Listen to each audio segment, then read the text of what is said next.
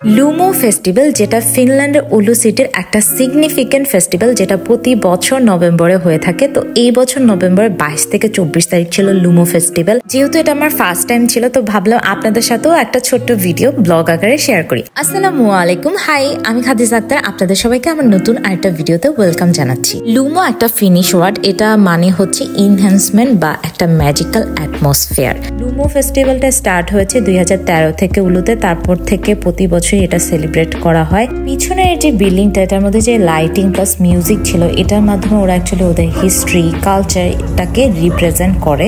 প্রতি বছর নভেম্বরে লুমো ফেস্টিভ্যালের সময় উলু সিটিটাকে লাইট দিয়ে ডেকোরেট করা হয়। প্লাস প্রতি বছর এটার একটা আলাদা থিম থাকে, যেমন এই বছরের থিম ছিল ইন্টারঅ্যাকশন। শুধুমাত্র উলু সিটি না, ফিনল্যান্ডের অন্যান্য সিটি থেকেও অনেক ভিজিটর আসে এই ফেস্টিভ্যালটা এনজয় করার জন্য।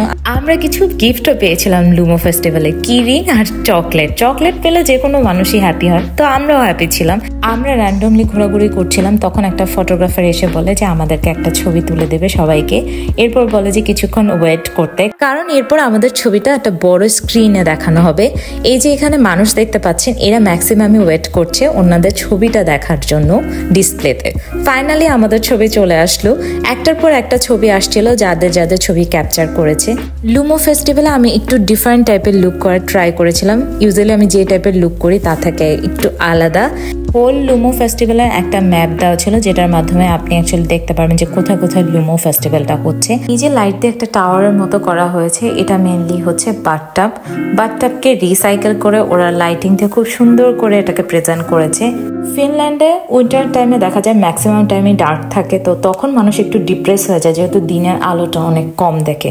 এই জন্য উইন্টারের টাইমে এই ধরনের ফেস্টিভ্যাল অর্গানাইজ করা হয়, যাতে করে মানুষের মধ্যে একটা হ্যাপিনেস প্লাস চারপাশে একটা পজিটিভিটি ক্রিয়েট হয়। এবছর 3 দিনের জন্য লুমো ফেস্টিভ্যালটা অর্গানাইজ করা হয়েছিল। আমরা গিয়েছিলাম ফার্স্ট ডে আর লাস্ট ডেতে। ওই দিন মোটামুটি ভালোই ঠান্ডা ছিল। আমি হঠাৎ করে ক্যামেরা ধরে দেখি যে আমার চোখ দিয়ে টুপ টুপ করে পানি পড়তেছে, বাট আমি কোনো ফিলই করতে পারতেছি না। আসলে ঠান্ডায় গাল এত ঠান্ডা হয়ে গিয়েছিল যে ফিলই করা যাচ্ছিল না। সেকেন্ড ডেতে আমরা যে ফার্স্ট স্পটে গিয়েছিলাম সেটা হচ্ছে এই সার্কেলের মতো লাইটিংটা, আর ব্যাকগ্রাউন্ড মিউজিকটা অনেক রিফ্রেশিং একটা মিউজিক ছিল।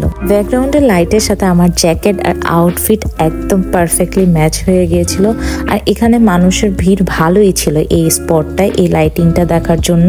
এরপর আমরা অন্য একটা স্পটে চলে যাই। এই সিনটা দেখতে সামনে অনেক সুন্দর লাগছিল। দুই পাশ আইস হয়ে আছে আর মাঝখান দিক দিয়ে পানি যাচ্ছিল। সেকেন্ড ডেতে আমার যে আই লুকটা করেছি ওইটা আমার কাছে অনেক পছন্দ হয়েছে। একটু এক্সপেরিমেন্ট করেছিলাম সেকেন্ড ডের আই লুকটা নিয়ে। আর এখানে একটা মাকড়সার জালের মতো ছিল, সবাই এই মাকড়সার জালটার মধ্যে বসে শুয়ে ছবি তুলছিল। এক একটা লাইটিং এর পিছনে এক একটা হিস্ট্রি আছে। আমার কাছে সবচেয়ে বেশি ইন্টারেস্টিং লেগেছে এটা। ডিসপ্লেতে হাত দিয়ে প্রেস করার সাথে সাথেই মাশরুমগুলো অটোমেটিকলি মুভমেন্ট করছিল।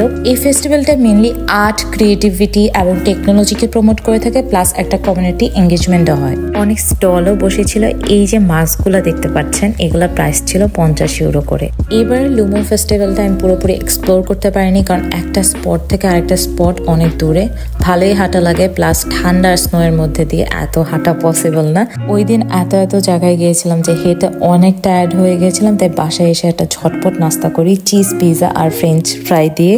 ফিনল্যান্ডে এসে ফার্স্ট টাইম আমি কোনো ফিনিশ ফেস্টিভ্যালে অ্যাটেন্ড করেছি, আর এটা এক্সপিরিয়েন্স খুবই ভালো ছিল। যাই হোক, আমার ভিডিওটা আজকে এখানে শেষ করছি।